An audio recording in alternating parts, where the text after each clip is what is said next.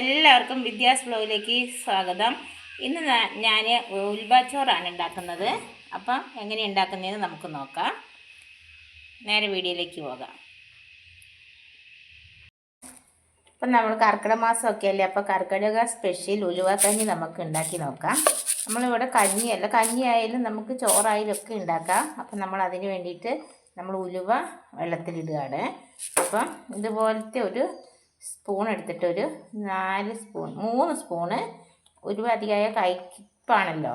അപ്പം നമ്മൾ ഇതിനകത്ത് ശർക്കര ഒന്നും ചേർക്കാതെയാണ് ഉലുവക്കഞ്ഞി ഉണ്ടാക്കുന്നത്. അതുകൊണ്ട് ഇതിനകത്തൊരു 3 സ്പൂണ് ഉലുവയാണ് ഞാൻ വെള്ളത്തിലിടുന്നത്. 2 പേർക്കുള്ള ഉലുവക്കഞ്ഞിയാണ് തയ്യാറാക്കുന്നത്. അപ്പം ഇതിന് 2 സ്പൂണ് ഉലുവ വെള്ളത്തിലിടാം.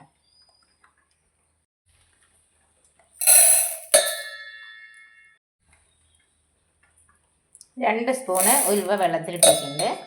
ഇതിന് വൈകുന്നേരത്താണ് കഞ്ഞി റെഡിയാക്കുന്നത്. അതിന് കുതിരാൻ വേണ്ടിയിട്ടാണ് നമ്മൾ വെള്ളത്തിലിട്ട് വയ്ക്കുന്നത്. അപ്പോൾ വെള്ളം ഒഴിച്ച് കുതിരാൻ വയ്ക്കാം. നന്നായി കഴുകി വെള്ളം ഒഴിച്ച് കുതിരാൻ വെച്ചിട്ടുണ്ട്.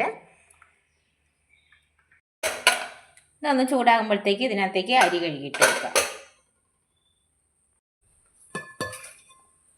ഈ നാഴിക്ക് ഒരു അരനാഴി പച്ചരിയാണ് ഞാൻ, നാഴിയില്ല അതിന് ഒരു അരനാഴി പച്ചരിയാണ് ഞാൻ ഉലുവക്കഞ്ഞിക്കായിട്ട് എടുക്കുന്നത്.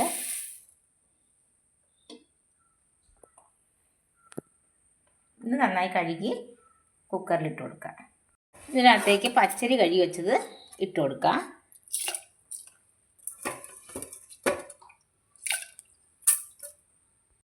ഉലുവയ്ക്കകത്തേക്ക് പച്ചരിയും കൂടി കഴുകി ഇട്ട് കൊടുത്തു. ഇതിനകത്തേക്ക് ഒരു നുള്ളി ജീരകം ഇട്ട് കൊടുക്കാം. നല്ല ജീരകം, ചെറിയ ജീരകം എന്നൊക്കെ പറയില്ലേ, ചെറിയ ജീരകം. ഉലുവ അരിയും ജീരകമൊക്കെ കൂടി നന്നായി തിളയ്ക്കുന്നുണ്ട്. അതിനകത്തേക്ക് നമുക്ക് തേങ്ങ ചിരണ്ടിയത് ഇട്ട് കൊടുക്കാം.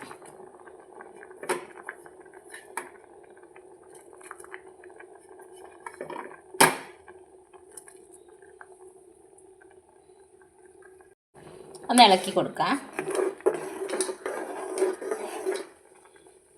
ഇനി കുക്കർ മൂടി വെച്ച് 2 വിസിലടുപ്പിച്ച് ഓഫാക്കാം.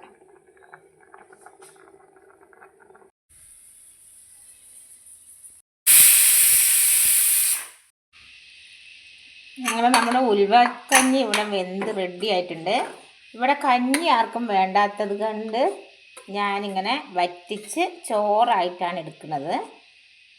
കാണുന്നില്ലേ, ഇതുണ്ടോ, നല്ല വെന്ത് നല്ല ഉലുവച്ചോറ് ഇങ്ങനെ റെഡി ആയിട്ടുണ്ട്. അപ്പോൾ ഉപ്പ് ഞാൻ ഇട്ട് കൊടുത്തായിരുന്നു വെള്ളത്തിൽ, വീഡിയോയിൽ കിട്ടിയില്ല. അപ്പോൾ നമ്മൾ ഉപ്പ് ഇട്ടിട്ട് ഇങ്ങനെ വേവിച്ച് ഇങ്ങനെ ചോറാക്കി എടുത്തിട്ടുണ്ട്. കഞ്ഞിയാകുമ്പോൾ ഇവിടെ ആർക്കും ഇഷ്ടമല്ല. കഞ്ഞി വേണ്ടുന്നവർക്ക് വെള്ളം കൂടുതൽ വെച്ചാൽ മതി. ചോറായിട്ടാണ് ഞാനെടുത്തത്. അപ്പോൾ എല്ലാവരും കർക്കിടക മാസമായിട്ട് ഇങ്ങനെ ഉലുവക്കഞ്ഞിയോ ഉലുവച്ചോറും ഒക്കെ വെച്ച് കഴിക്കണം.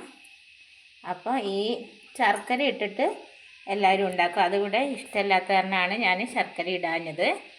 ശർക്കര ഇട്ട് കുടിക്കേണ്ടവർക്ക് അങ്ങനെ പായസം പോലെ കുടിക്കാം.